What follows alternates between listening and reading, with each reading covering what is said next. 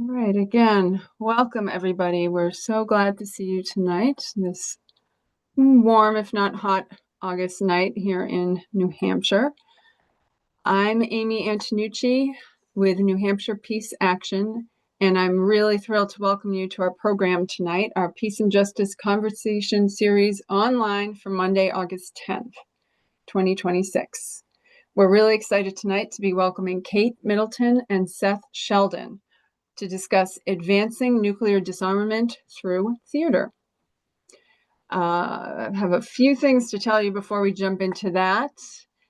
Many of you know that for over 40 years, New Hampshire Peace Action has been working to build a more peaceful and just future for all.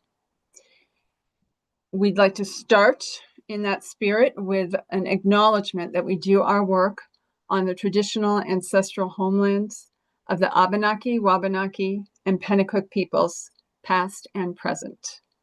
And we honor with gratitude the land, the water, and the people who've been in relationship for so many generations. Quick reminder that we love, if you keep your video on, we will have your audio muted.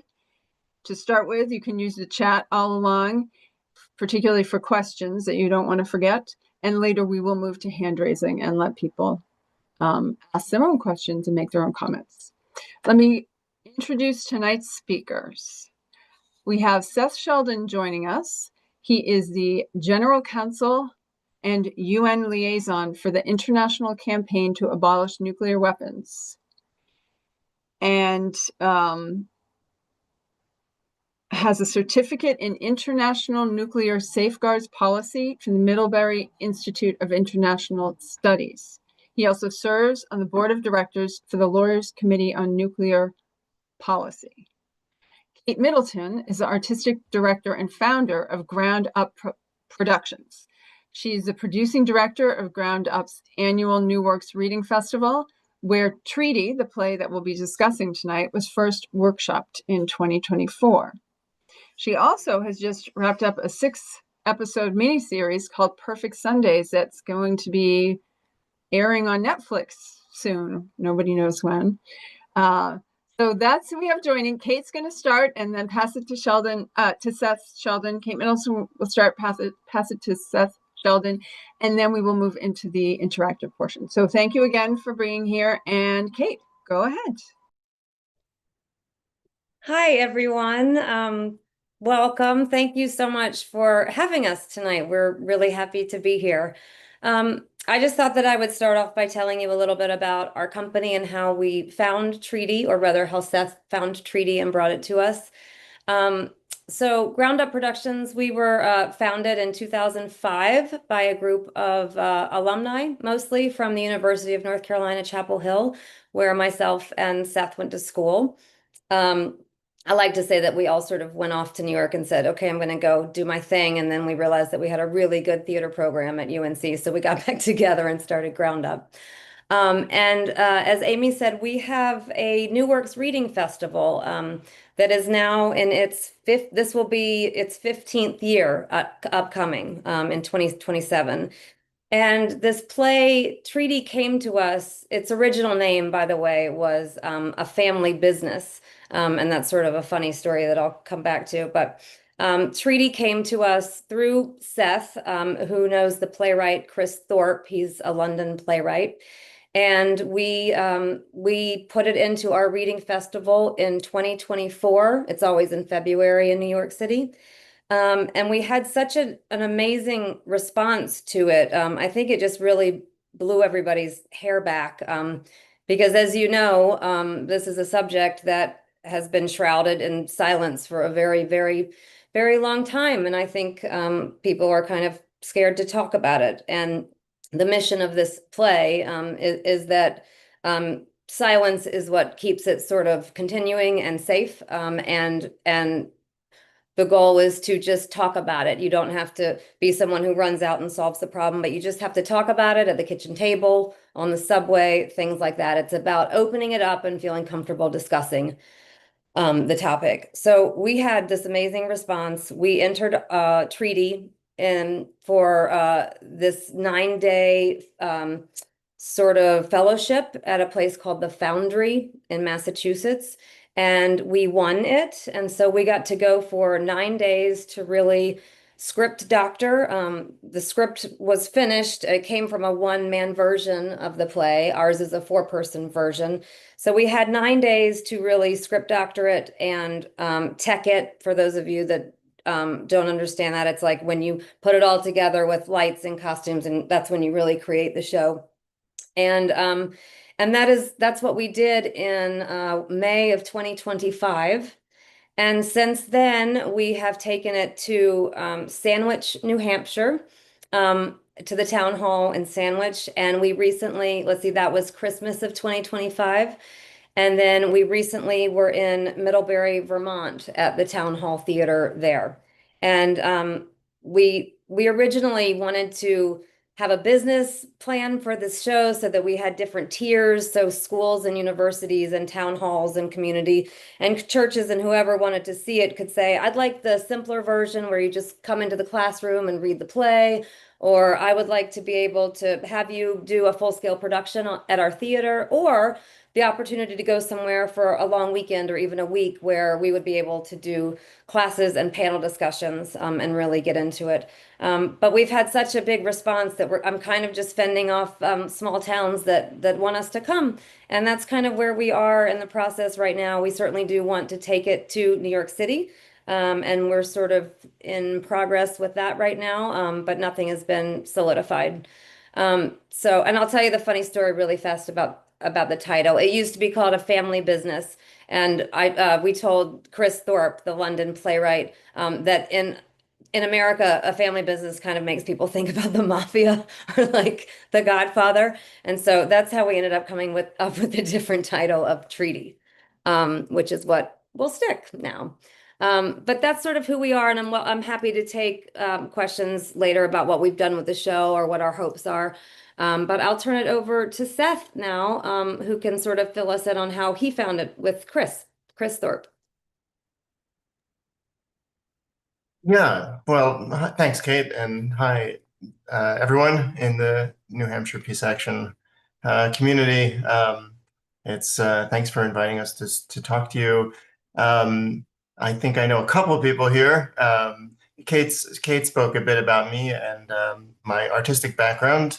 I come from a musical family. I see my uncle found the link here is with us, so part of that history for me. And that's was my background before I went into law, but I kept it up and am always looking to do projects somehow. But today I work for ICAN, the International Campaign to Abolish Nuclear Weapons. I think many of you would be familiar with us at different levels. Many peace action chapters are ICAN partners, and I know some of you in various ways have worked with us. And ICAN is a coalition of NGOs. We are over 700 in 113 countries right now. But the operations is actually a small team based in Geneva. I'm based in New York, but we're based in Geneva. And I just note that because I'm excited to see Bob and Sheila here too, which, parents of my dear friend and brilliant colleague, Alicia Sander-Zachary. We are big and we are small as a team. But as Kate notes, this play that we're here to talk to you about was called A Family Business. It wasn't a very good title for the play, we thought, but it's a good title for this discussion, perhaps, given who's here. But ICAN, in case you don't know us, we are the International Campaign to Abolish Nuclear Weapons. We are a movement that works to stigmatize, prohibit, and ultimately to eliminate nuclear weapons. We won the Nobel Peace Prize in 2017 for our work to raise awareness about the humanitarian consequences of any use of nuclear weapons, and for our work on the Treaty on the Prohibition of Nuclear Weapons, which is what the play is about. The play Treaty is about. So for me, of course, it was very exciting to find a synergy of this thing I work on in my daily life every day, and a story about it that was, a way of engaging people. Because, I mentioned that our work at ICAN is to stigmatize, prohibit, and eliminate nuclear weapons, but it's that first one, the stigmatization, that is a threshold requirement to get to the other two. And it's got to be a global movement of people who recognize that nuclear weapons don't provide security, and the only solution is elimination. And to do that, we need to tell stories. I think that a lot of you have been engaged perhaps with in this past week with the anniversaries of the U.S. bombing of Hiroshima and Nagasaki, as you probably have done for many years, engaged with, and probably are also familiar with those conversations that you have in your communities, with your families, in all different constellations of your life over the years about those atrocities. I was, just a quick story, I was doing a protest yesterday, or a demonstration around Nagasaki Day, where a young guy with his walking with his girlfriend just ran by the display that in this case was mostly put together by the War Resisters League, and had signage in Tompkins Square Park in New York City. And he just ran by and said, like glibly, like, to be fair, they kind of deserved it, didn't they? And I think it's something that a lot of us are engaging with, is, in different ways with those kind of conversations. And we've found that the best way to tell the truth about what these weapons are and what they do is to convey the stories, the real life stories from the real life experts, who are the people who have experienced these atrocities, not just the US bombings of Hiroshima and Nagasaki that we're commemorating the 81st anniversary of, but the more than 2,000 detonations that happened even in so-called testing around the world, that have all been against marginalized, voiceless communities, that we're all working to center in this process, because we know that that's the best way to help people understand that no one deserved it. And this is not an acceptable weapon, to the extent any weapons are acceptable. These are clearly the core violations of international humanitarian law, and can never be used in a way that is acceptable. And so, yeah, storytelling. And I think, many of us have lived through eras where storytelling about nuclear weapons and what they do has been very prominent. And then we've lived through eras in which it's kind of like people aren't talking about it, right? So if you lived in the 70s and the 80s, and you were part of this global movement that you saw then, you also saw that in art and culture, nuclear weapons were everywhere. And either in explicit ways or more subtly. And I think that that's something we're beginning to see again today. There was a latency period, I think, after the Cold War, where perhaps many people thought that this was a problem that we maybe dealt with. But of course it wasn't. And those of us who work on this know that, quietly in some ways, the risks were getting just absolutely dreadful. And today, even by, from experts across all spaces, people say that this is a more dangerous time now than it's ever been in history. I mean, the Bulletin of the Atomic Scientist Doomsday Clock, that, is one indicator that many people are familiar with, says that, that they're closer to their metaphorical midnight than they have ever been in history, even at the height of the Cold War. And so, yeah, we are seeing stories now. We're seeing, and ICAN, in the many ways in which we work, our key tool for advocacy has been the Treaty on the Prohibition of Nuclear Weapons. If you're perhaps familiar with this is the first ever globally applicable multilateral treaty that fully prohibits nuclear weapons, provides a framework for their verified elimination, and that also is the first ever treaty that recognizes harms to people who have been, and communities environments that have been affected by nuclear weapons use and testing, and provides a legal framework for providing assistance to people who are in communities who have been affected. So, this absolutely groundbreaking effort that was achieved in 2017. And as of 2 weeks ago, even, we had our 100th country. Oh, it's a little further now. I guess it's almost 4 weeks ago, but it feels so recent. But this is the work that I do, is to get countries to join the treaty. And we just have had our 100th country that became a state party to the treaty. So now we have 100 countries that have either signed the treaty or become full states parties to it. So we have the majority of UN member states now. We don't have any of the nuclear armed states supporting the treaty, but that's kind of always been built into the strategy of the work that we're doing, is that it had become clear that nuclear armed states were not going to lead the way to their own disarmament. And our work has been to unite the majority view, the majority of voices around the world that do want them to do that, and are willing to build a framework that pressures them to do that. And you can imagine, like, the synergies and the light bulbs that went off for me when I came across a play about the TPNW, and thought, oh, this is like a play about my real life. And so I brought it to Kate, because I am part of Ground Up Productions, and Kate got excited about it immediately. As she said, we made it part of our reading series, and we've been developing it, as Kate explained, ever since. I wonder, did anyone here see it when it was in New Hampshire or other local places? Yeah, well, I guess we got to keep doing it then, if not. But it's part of our. ICAN has numerous artistic efforts that we partner with others. For example, in visual arts, one of the biggest one is an initiative we call Artists Against the Bomb, which is shepherded by Pedro Reyes, a famous Mexican visual artist, and he's gotten hundreds of many prominent artists to join. And this is just one groundswell effort.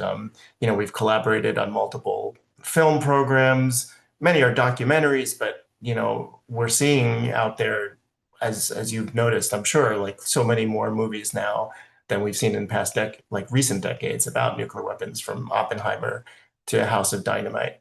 But even still, these are not telling the stories exactly that we would want to tell. And I think that a play that was specifically about the TPNW, its rationale, and what it has the promise to do, is was super exciting. And it's very rare that I, as an artist, have come across something that functions both as theater and as advocacy. But this is something that we're trying to make into both. And so, we came to these shows not just to do the shows, but also to convince the communities that saw it to take up action. And we have, brought specific asks to them, to the audiences. And we've done talkbacks about the play after we perform the play, pretty much every show. Yeah, and we talk about some of the initiatives that local people can do. We talk about, for example, the ICAN Cities Appeal, which is an initiative that we have whereby cities in countries that don't support the TPNW can say, hey, we citizens of, Burlington, Vermont, or Sandwich, New Hampshire, we are we call on our federal government to join this treaty. And we have small towns and big cities that have joined this initiative. I think it's now over 2,000 cities that have joined. And in the U.S., I mean, many capital cities in the U.S., it's New York City to Los Angeles to Washington, D.C., states that have joined. Massachusetts, the state of Massachusetts joined last week. It is connected with the Back from the Brink campaign, which some of you know in other contexts. Not all of the Back from the Brink resolutions call on for support for the TPNW, but those that do, we also include in the ICAN Cities Appeal. And it's been a really useful tool for us to interact with these governments that tell us that they don't like the TPNW, because we can say, well, we have, in addition to polls that say that their citizens do want their country to join it, we have, these initiatives where local governments are able to take action. And many of you will know how effective local action, when stitched together, really can be in terms of convincing federal government to take action. And I think one of the really neat things about this play is that it does come from the one-man show. Chris Thorpe did a one-man show of this that's called Talking About the Fire. And then he made the four-person version, which is what we ended up with. And I think it's really cool that two of the people, Seth's character is one of them, two of the people in the play, two characters in the play represent real people. And the other two characters in the play represent a country that's like America or something like that. It's never said. And then the other woman is one of the global South countries. And on one of the panels that we did, it was in Middlebury, the character that is in the play, Veronique, who is also a real person and Seth's friend, came from Geneva to see the Middlebury production and to sit on the panel with us. So it was just sort of an example to me of how these worlds were all just coming together in a really great, active way. Yeah, I guess we could close with a quick overview of the plot of the play, if you Yeah. want to. Kate, you want to do that? Or I think that honestly, Seth plays, the play is sort of split in half. I don't know if everybody knows, like when I say the fourth wall down, but that's like a normal play where the people on stage don't know that the audience is there and they're just kind of doing their own thing. So half of the play is like a normal play that you would think of where we don't know that you're there. But then the other half of the play, Seth's character, Chris, who is also the name of the playwright because it's his name, and he plays Chris, talks to the audience and he does Q&As and he shows slideshows. So I actually think coming from your point of view, playing both of those parts, Seth, could you explain kind of how that works? playing both of the, you mean like for me personally? Yeah, the story of the play, also maybe how you met Chris and how we got it, but just I think it's really interesting point of view that you have half the play talking to the audience and then the other half being with us about the history of the TPNW. Yeah, the play is very unusual, and I guess it is a challenge to describe it in this way. I mean, we've done a lot of theater, and there's nothing. It's innovative, and so yeah, the conceit of it is that the playwright Chris is addressing the audience directly, as Kate says, and it begins like that. It begins with him saying like that he's just randomly fallen into this world, and at the start he's not an expert. He's just a regular person like any of us might be, who gets interested in nuclear weapons. And he talks about how he's a playwright, his real life. So I'm playing him, saying, I just do shows and I write shows. And then one day I'm doing a show in Edinburgh, and I meet in a bar this woman. This is the other real life character, Veronique, who's the senior arms control advisor for the International Committee of the Red Cross, the ICRC. And he talks about how he meets her in a bar randomly, and he asks her what she does, and she's like, tells him that she works on negotiating disarmament treaties. And he's like, well, that's fascinating. I need to know about that. And there he goes down a rabbit hole. And so these other two characters show up that Kate talks about, one a diplomat from a global North country and one a diplomat from a global South country. And we track basically it's tracked during the negotiations of the treaty on the prohibition of nuclear weapons. And then once the treaty is adopted, and then once we're trying to get to the 51st countries to ratify it to bring about its entry into force. And, all the while, Chris keeps coming back and talking to the audience about what they know about nuclear weapons. It's scripted, but it becomes interactive through a lot of the time. Gets to talk to the audience about their town, wherever we are, and what threat nuclear weapons specifically pose to the city that you live in. And of course, the script changes as our world changes. So we are constantly, Seth mostly, and Chris are constantly updating the script with new information about our world.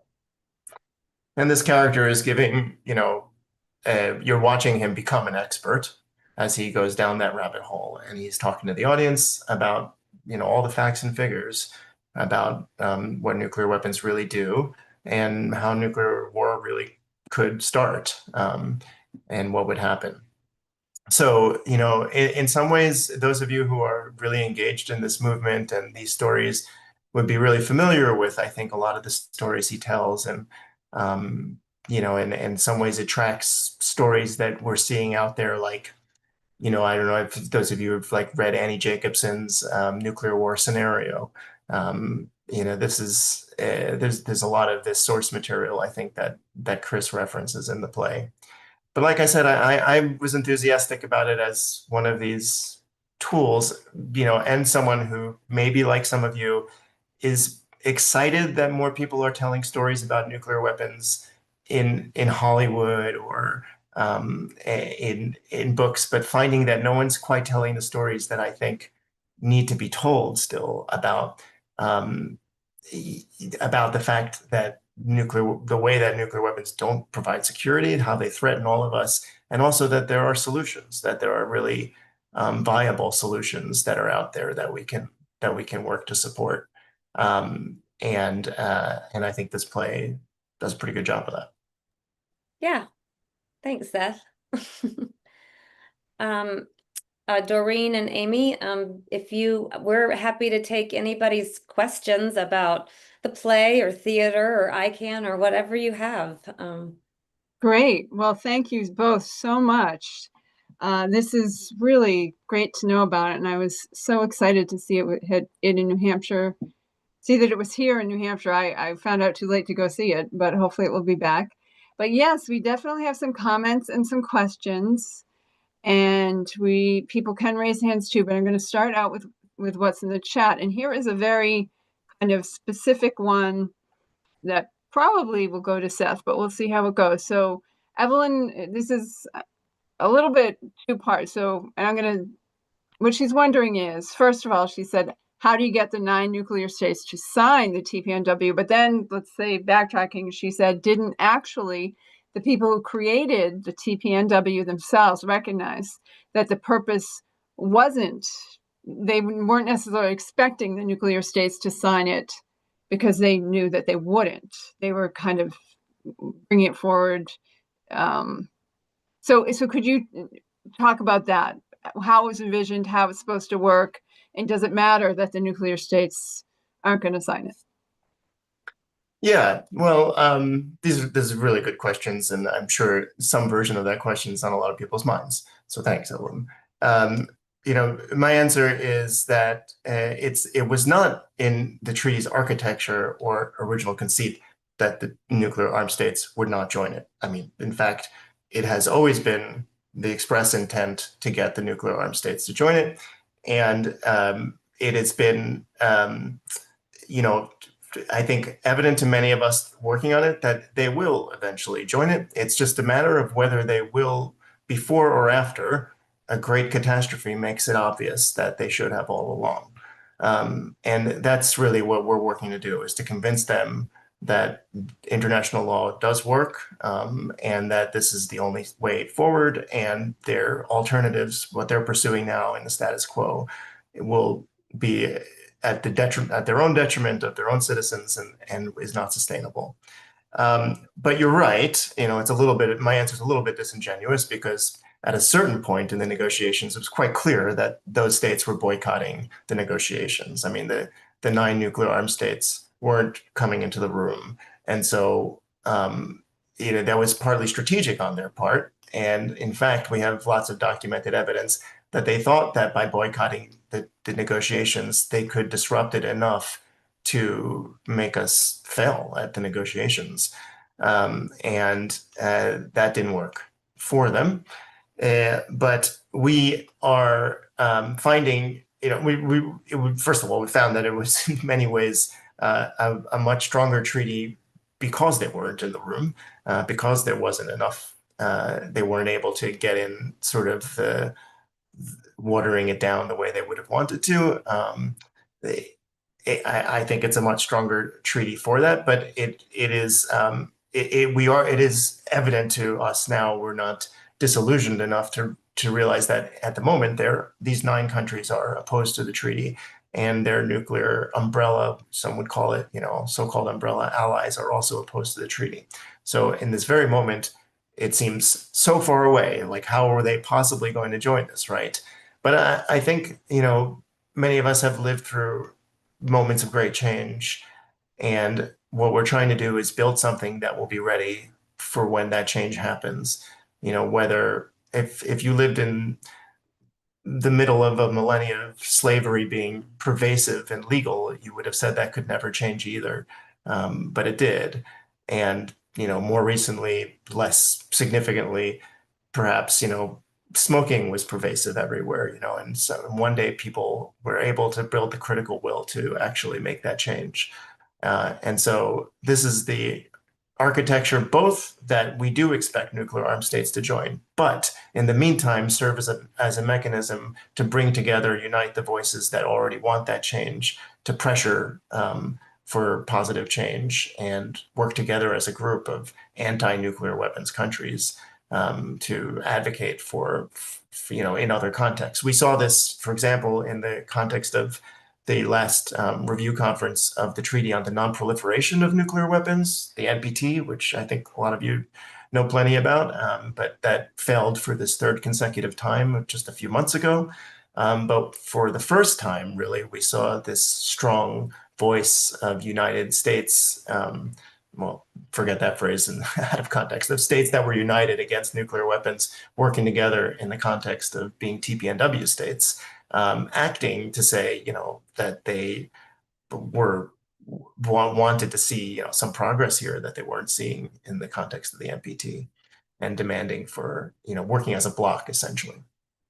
So this is the way. We don't see change as fast as we want to sometimes, but this is one of the ways in which we are seeing change. Thank you. That's really helpful. There's a number of questions about the play. I want to just ask you to elaborate first. You said something about viable solutions was your phrase, that there are alternatives to just everyone being nuclear, that there is a way out of this mess. Could you give at least one example of what you see as a viable alternative framework or path forward? But yeah, I think that the future of humanity relies on multilateralism and international cooperation to some extent. And, that may seem a little unrealistic to some, realpolitik type thinkers. But in fact, historically, we know that that's the only way that, again, either before or after war, that's the only way that progress has been advanced. And when it comes to nuclear weapons, I think that a lot of us are operating, or if we grew up in the US, you've been sold a mythology around the power of nuclear weapons as some kind of great protector, but it's a disprovable myth. I mean, that nuclear weapons keep anyone safe, and we've seen that countries that have we've seen countries make a decision to give up nuclear weapons programs and build cooperative multilateral structure that's kept them a lot safer. In fact, we know that countries that do have nuclear weapons, although you're hearing in the news about, oh, well, if Ukraine had them, then they wouldn't have been attacked, or if Iran had it, they wouldn't have been attacked. Well, we know we can't know that, because we know that countries who have nuclear weapons have been attacked.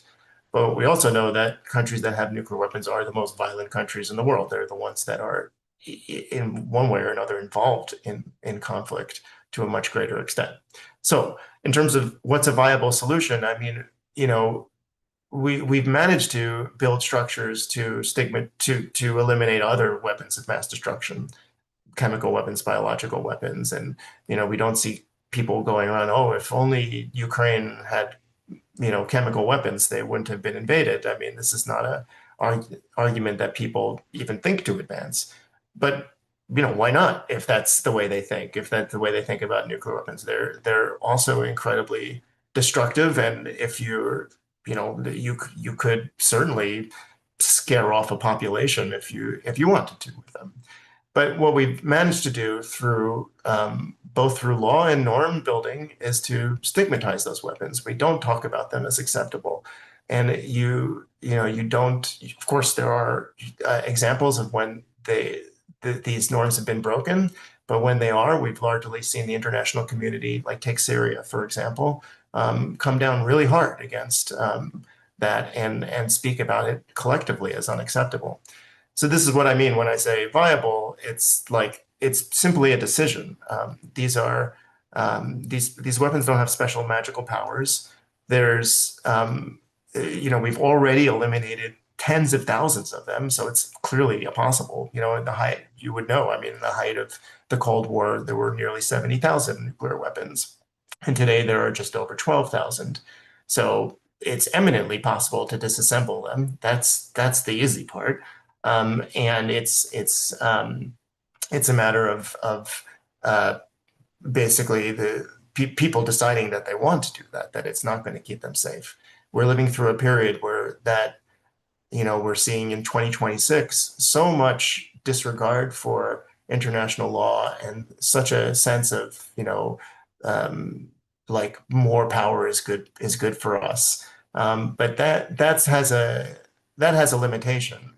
That will be perceivable all too soon, even to, I think, those who are promulgating war. I think it's all of our jobs to point to what that viable alternative is, so that people can see the off ramp. Thank you. That's really helpful. Actually, a couple of years ago, I think Massachusetts Peace Action held a webinar called Debunking Deterrence. I don't know if you might have been there, or someone from ICAN, Seth, and it was really excellent, really did a good job of pushing back against this, this is what keeps us safe kind of mythology. So yeah, important to work to shift that narrative. Yeah, I can't remember if I was there or not, but I guess you would have had some of the local sort of like New Englanders, like Dr. Helfand, like Dr. Ira Helfand. Yeah, maybe. I'm sure a lot of you know him. Joe Gerson for sure. Joe Gerson, sure. Okay. Yeah. Kevin Martin, some others. Yeah, it was really, really well done. Yeah, that's great. We have a lot of materials, about we have like publications that like one is like 10 myths about nuclear deterrence and debunking this deterrence scam, as we call it, that are on our website, and that we hope help have those conversations in your local communities when this kind of thing comes up. Great. Let me ask, and I'll actually grab your website and put it in the chat for people, but this is a nice thought from Barbara that I wanted to put forward more on the artistic part of this. Storytelling gives us an opportunity to connect with people, to cross ethnic, class, and cultural boundaries and find common values and grow movements. And, a play, also the last meeting that we had 2 weeks ago, we watched An Ordinary Insanity, which is the Daniel Ellsberg half-hour piece, which again was quite factual, but also, just his story. We're such story creatures, right? So I think, would either of you like to speak to the power of story and the work that you're doing in the play, and how you see that as a, coming together? Yeah, sure. I just think that there is something so special about storytelling, and in my life, about live theater, that everyone, whatever the topic, chooses to go to the same room together and sit there and experience this play together. And our mission at Ground Up is we do old plays, we do new plays, we have plays published, but really our goal is to do plays that have a lot of heart and have a lot of possibility to have you walk out of the theater and change your experience or your viewpoint about something. And in this case, it's a very large viewpoint, and it's a lot of information for you to walk out of the theater with. And I think, like Seth said earlier, the fact that such an important topic came our way attached to what we do as far as theater goes. It was one of these situations that we would never have been able to turn down. Having Seth and his history with ICAN, and having him be one of the founding members of Ground Up, and him being able to play this part of Chris and open up these real panels like we're doing now and have people ask him questions. It was just something that we could not turn down. So I think that storytelling is amazing, and I think that live theater is amazing. And the fact that we were able to accomplish both of these things together, and hope to continue to. I see in the chat that some people are asking about where it will be done next. Hopefully a lot of places. But yes, it's an incredible journey for a whole room of people to go on together, regardless of where you stand on the topic. If I could just add to it, it's like, I think my journey with this work has, it never ceases to amaze me how true it is that people are affected by their emotion, by their own personal connection to a story. I grew up thinking that if there was ever a subject that was that policymakers acted on based on hard data, I was in that mindset that, oh, well, that's, military strategy. It's going to be so calculated and just, not driven by like emotional decision making. But of course, I'm older now, and I grew up. I realize that that's not the case. But it was a journey to get there, and now we learned, for example, about Ronald Reagan and what drove him to work through some of the INF treaty negotiations and reading his diaries and knowing how affected he was by watching The Day After, and things like this. And you're like, wow, even at this level, like, people are driven by their own, how storytelling it affects them. And then in my advocacy work with the TPNW, this is my experience time and again, that you meet with government leaders and you tell the story the right way, and you've gotten into their head about something they need to do, and then change happens. And it's I don't know, if you had told me that before I started this work, I never would have believed it, because I would have assumed that that's not how these things work, but it is. And so I think that's what this is about. It's kind of hoping that you tell a story a certain way that finally makes someone who's been intransigent on this issue change their mind.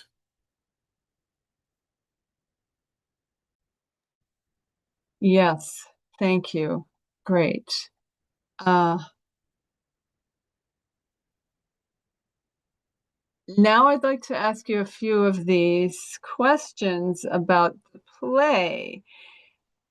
So let me start by saying, people want to know if you have upcoming productions. Are there virtual productions? Are you offering the possibility of groups doing their own readings and productions? And I think if you answer those, I'll scan through to see if they're, and then there will be some more questions, but start there. Sure, sure. So currently, what we're trying to do right now, for those of you who want to know about how new plays work, you have to get the rights to do them, and you have to get the rights to do them in certain areas, certain places, and obviously New York City is a place where you might not get the rights because it is just like the epicenter of theater. So right now we are working on, we have the rights to do it in New York City, and we have the rights to do it wherever we would like to outside of New York City under the auspices of education, an outreach program. So it doesn't function as a commercial endeavor. Right now we have the rights to do it as an outreach program. The next stop on our list is either New York City, depending on, New York City is very hard just because of real estate and finding a theater and calendars and all of that. But we're also trying to go back to UNC Chapel Hill. because that is our alma mater, and we would love to be able to take it back there and show them what we're doing and spread the word to such a large state university. So as far as being in New England right now, it has been our main places that we've been, but we don't have anything on the calendar right now. That being said, every time we have done this play, it is simply because someone has walked up to us and said, I have access to town hall, or I live in this city. Is it possible for this to happen? And we sort of like run some numbers and try and figure it out. And sometimes it works out. If that answers the question. Yeah. Does that answer the question?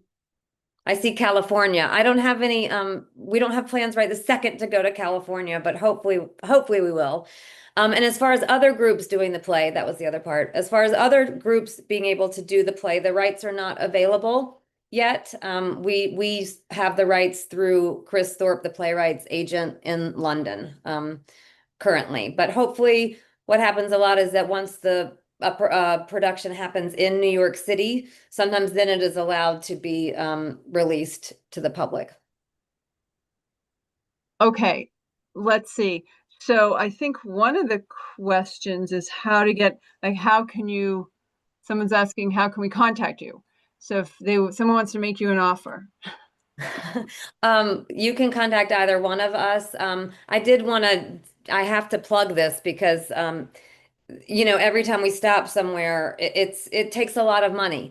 We have to house people, we have to transport actors from New York. This is a really hard and difficult play, so we prefer to use a lot of union actors. It's a very short amount of time to do something, so it's complicated. So I will plug us, but you can also go there for a lot more information and to contact us. We're Ground Up Productions, just all spelled out with the two P's in the middle, groundupproductions.org, because we are nonprofit. And all of our emails are basically our name at groundupproductions.org. You can hit me up at Kate or at info. And Seth, I don't know if you forward your Ground Up emails to your other email account, but that is how you would contact me. Okay, great. And more of that has been Thank put. you, Seth, for putting it in the chat. Great. Yeah, excellent. So the question about a video of it, it seems like right now with the rights and how that maybe someday that will happen, but certainly not right now. That wouldn't be appropriate. I would love to have the rights be a little bit looser, because it would open us up to a lot more opportunities. It just, at the end of the day, the message is to get this out to as many people as possible so that the conversation can be had. It is also a play written by a playwright, and there are lots of things that you have to go through to make it open to the public. But that is our goal, to get this seen by as many people as possible, and a virtual performance of it. We would love to be able to do that. We do have archival videos for ourselves so that we remember where we were and what we did in these different spaces, because we have to adapt the show to the new space every time we do it. And sometimes it's in the round, and sometimes it's a proscenium, and we do it in basically 5 days. We have a week in each location that we put the play back together. But yes, that's our goal in the long run. The goal is just conversations about this topic. I mean, if I may, the other thing I would say about the production is that although it's very adaptable, it's also written in a way that invites a lot of interactive media. So, like, ideally, we haven't really fulfilled this yet, but it's like the promise of the play is that could be like lots of projections and sort of there's because there's sequences in the play where there's video, there's sequences in the play where you're using Google Maps and looking at the local area that we're in and exploring it and thinking about, and then there's sequence, not to spoil anything, but I don't know if any of you are familiar with Alex Wellerstein's Nuke Map, and there's a sequence in the play where we're using some of these online tools to look at what nuclear weapons do in your community and how they affect you. And then there's these videos that are played and pictures that there's, because the parts when Chris is speaking to the audience are like almost like like sort of delve into lecture territory, and it's like suddenly you're like in a class. So I think, it could be done without that, but it's like ideally we would have the infrastructure for that, and also of course that requires funding to like set up some of those like make that really deliver on its promise in that way. Yeah, got it. I think you answered most of those.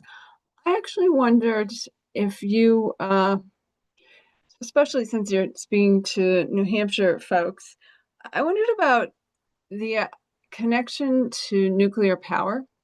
And I especially bring that up because we've recently hosted Linda Pence Gunter, who wrote No to Nuclear, and it partly connects why the fact that nuclear power is so close to nuclear weapons, you got to get rid of both of them, and also really grounded, though, interestingly to me, in story. I don't know if you've looked at her book yet, but she talks about the stories of some really fascinating, weird ones about how Israel got their nuclear, like these really odd spy. It's like you're listening to a spy novel or something. And also, though, about the indigenous people who at every level of this suffer, from the mining of the uranium on. And really, again, it was more grounded in story than in information than I had expected. And I thought it was really effective. And I wonder if you've worked with her and looked at that issue and making connections. I just wondered.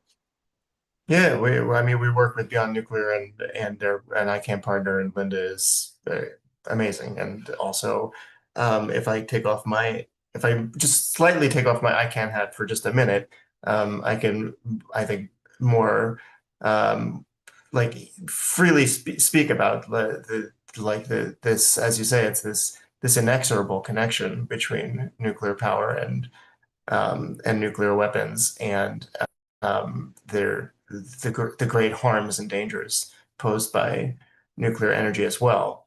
But to put the hat back on for a moment, we are decisively a single issue campaign, and the only way we've gotten this far with the TPNW has been to say there are lots of other harms we mean to be sort of taking apart, but we are going to focus this treaty on the weapons. And the reason for that too is,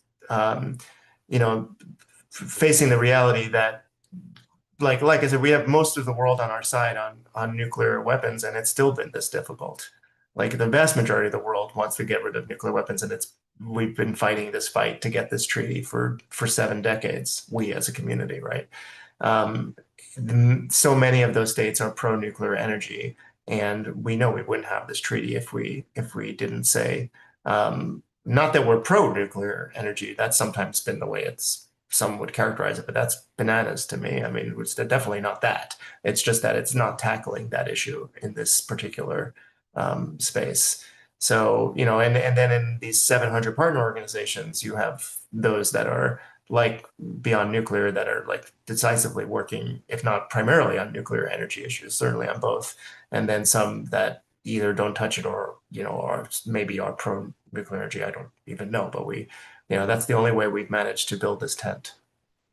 But I agree, and I think, I mean, I've worked with the communities in the southwest of the US, but you see this all over the world, that it's not the harms from the mining industry, from the development, the waste. We'll never get out of these problems if we don't find a way to go after all of it.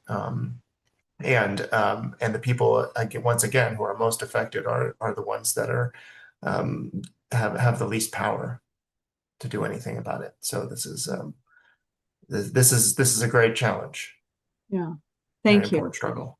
And we do have one hand up, so I am going to allow you to unmute. Can you there you go. Hi, I happen to have the same last name as Seth. I'm not sure how that happened. But I have an observation and a question. Observation is that this is such a serious subject And what personalities would want to be involved in pursuing it? Well, Seth is a proven comic actor, and he has, a broad spectrum of activities and interests. So he's not some weirdo who's, and I've known him all his life, he's not some weirdo who's just, pursuing an odd subject. And then the question is, are we in a position where so many people think, this can never happen to us. It doesn't involve us. This was during warfare as well, and what was going on in Europe doesn't affect America.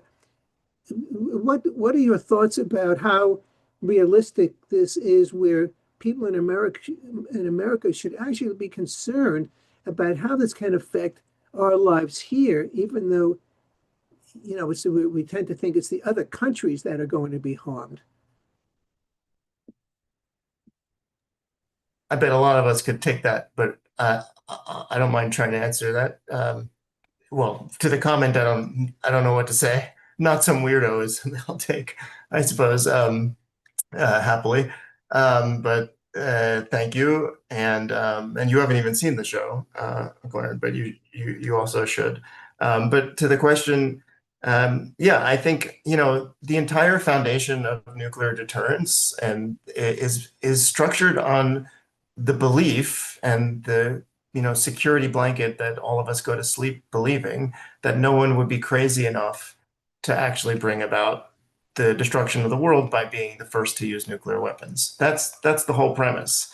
You can break it down into like more sophisticated game theory kind of speak, but that's basically what we're saying. That